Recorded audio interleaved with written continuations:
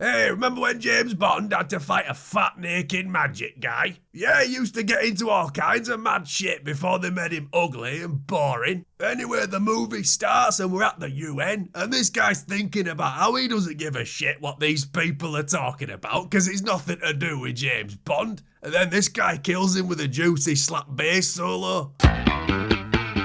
Meanwhile, this guy's in New Orleans for this really slow funeral, and small fat Gus Fring just stabs him and then they cover him over with coffin. Which I don't really understand because these people look to be genuinely grieving. So is this a real funeral? Did somebody just come up to him beforehand and say, look, I know you missed your dad, but do you mind if we put a dead spy in his coffin with him, please? And then meanwhile again, there's this voodoo ritual somewhere where they try to recreate when that snake bit Macho Man. Anyway, Bond's just got done dogging with some random woman at her husband's mansion, and M shows up at this woman's house somehow, and he gives him this look. It's like, oh yeah, I'm fine with you killing people and destabilising government, but an unmarried man having casual sex? And M is like, right, we've had 3 agents get killed in 24 hours, Dawes in New York, Hamilton in New Orleans, and Baines in the Caribbean. And yeah, Bond reacts like the disconnected sociopath that he is.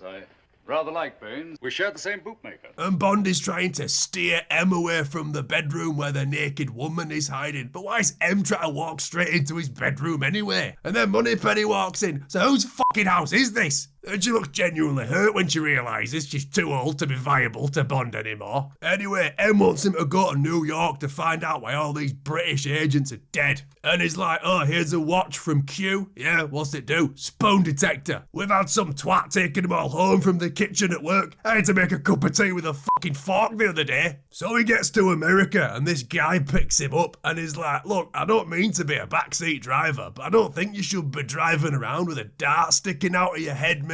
But British manners are lost on the guy, so he's like, listen here, you limey fuck, this is America, land of the free, and if I want to drive at 90 miles an hour with a dart sticking out of my head, I'm going to drive 9 miles an hour with a dart sticking out of my head. Anyway, he goes looking for the guys that tried to take him out in this shop that sells human skulls, but they're for rituals, so it's fine. And he's like, can you wrap my snake for me, lengthwise? Because he's a horny bugger, isn't he? And whilst he's wrapping his snake lengthwise, he slips into the storage room and follows him in a taxi to Harlem. But the taxi driver sets him up. So he goes into this bar and he's like, oh, vodka martini, please. Shaker, not stir. What the fuck? And understandably, he's a bit freaked out by what just happened. But then he's like, oh, fuck this. I'm James Bond. I'll just pretend they can't see me. Then he spots an attractive female. So he's like, oh, I know. I'll start making sexual advances towards her. All these angry looking men with guns behind me will love that. And Isaac Hayes uses his claw hand to crush Bond's gun, but Bond's like, the joke's on him. I didn't even know that was there. And he's like, oh, is there a card for me in there? Have a look.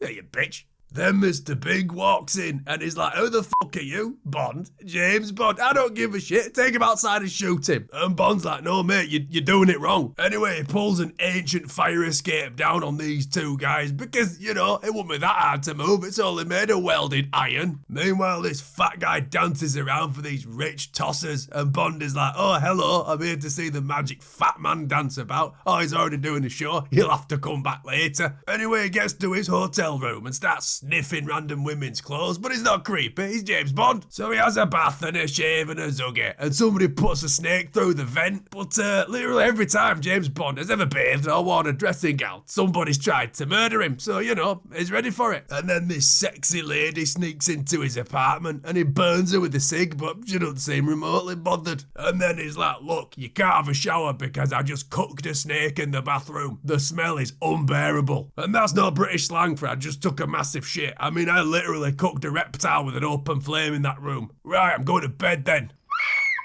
What are you screaming for? It's just a tiny hat. The man who owns this is no threat to anyone. The next day, he goes boating about this island, and then they go for a sexy picnic. Oh, James, do you have a condom? What do you think? Anyway, afterwards he's like, right, sorry, can't be leaving no witnesses for all the international treaties and laws I'm about to break. Like, that's literally my job. I'm not a nice man. Meanwhile, why can't you just use your magic to kill James Bond? I can't. He's being too fucking awesome. My spells won't reach him. Anyway, he lands and then removes his stealth cravat and stealth chinos. Then he's like, now I'm a wizard too. What are you gonna do about it? And faced with a sorcery wielding James Bond, she's got no choice but to bang him. Oh, James, I think I love you. Have you seen my other sock? The next day he goes looking for something, and you must answer my riddle to proceed. Nah, I'm not doing that. He'll be back. He's on his way. Just fucking shoot him. So it turns out they're growing heroin on this island, and they try to take Bond out with a helicopter, but then they're like, oh, we lost him. It's almost like this island's completely fucking covered in trees. But Bond is like, snake skill is for cowards, and he steals a double-decker bus. And they go after him on motorbikes, but, he splashes them, so they're defeated. Anyway, they get a taxi in New Orleans, and he's pretty sure it's the same taxi driver that tried to have him killed in New York, but he's too afraid to say anything because he doesn't want his new girlfriend thinking he's a racist piece of shit. So then these guys are like, get on the plane, and Bond's like, yeah, or maybe. And he steals this plane, and the woman already in it is like, who the fuck are you? And James Bond physically can't see women over 40 unless they're called Moneypenny. So he's like, where's that noise coming from? Felix later is like, look, I know I destroyed your airport, but what do you want me to do about it? I don't know how to make a new airport. So they go to this bar in New Orleans, and they're like, oh, take this booth, and Bond's like, I'm not falling for that again. Right, I'll have a vodka martini, shaker not stir. Oh, for fuck's sake! So yeah, they capture Bond again, and he's like, hey, you got something on your nose. Oh, thanks.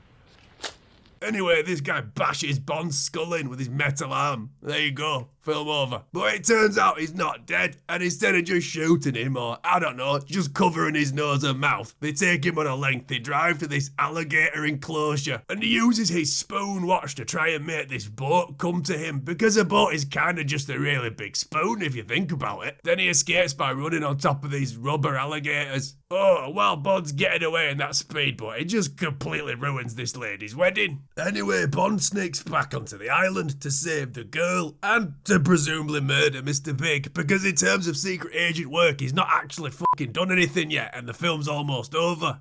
All he's done is got a weird trap bars and destroy people's property. Anyway, they're gonna do a snake ritual to kill the girl, but Bond brought a magic gun with him that can kill voodoo guys, and he shoots this guy who actually turns out to be a clay dummy, but Bond's not totally convinced, so he just shoots it a couple more times, and he blows up the heroin fields, and then the real Baron Samedi attacks him, and he's like, oh, I'm immortal unless you can guess my one weakness. And who would have guessed that all along the only way to kill him is by breaking his jaw and throwing him onto a load of poisonous snakes? And he gets caught again, and Mr. Big shows him this gun that turns leather couches into balloons. And anyway, he's gonna feed him to some sharks because that's where the Austin Powers joke comes from, but Bond shoots him with that balloon gun. And the following evening, he's getting a train with the woman, and the guy with the claw arm comes after him. But the joke's on him because Bond is in his dressing gown, brushing his teeth and getting ready for bed. Therefore, he's at his hardest to kill. And he uses his toenail clippers to sabotage the guy's bionic arm. Then he's like, oh, you've got me. You're going to arrest me then? Nope. Oh, and the Baron sat on the front of the train. So, yeah, I guess he's a magic ghost now that's just going to haunt James Bond forever.